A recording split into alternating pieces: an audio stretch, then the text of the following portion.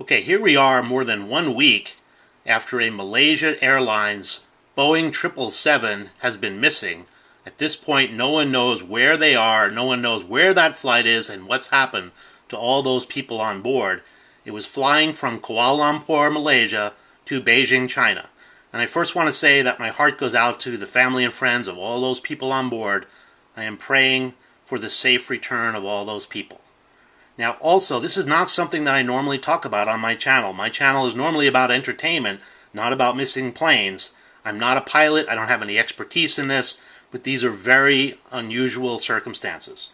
So it just raises a number of questions. I think even somebody with no technical background can look at our system and say, there's some issues here. So the first issue is, why is it so easy to get on an airplane using a stolen passport?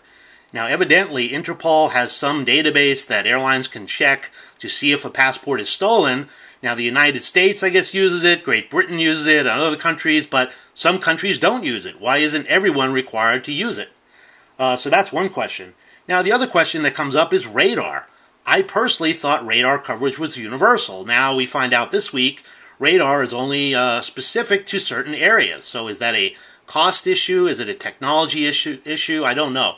I'm assuming it has to do with there's no radar coverage in seldom traveled areas. But once again, I don't know. But it points up the fact of, do we need better radar coverage, or do we need some other mechanism such as satellites to cover planes? And then the other question that comes up is transponders. It's looking more and more like this plane had its transponder deliberately turned off. So should we have planes where the pilot does not have the ability to turn the transponder off? And I don't know. I've heard that one of the reasons is that it has the ability to turn the transponder off is that when you're entering the airspace, that the control tower will actually ask them to turn the transponder off. I don't know the reason. Is it that they get confused with other planes, and since they have you in visual sight, that they don't need the transponder anymore? I don't really know. Like I said, if you know, just leave that information below.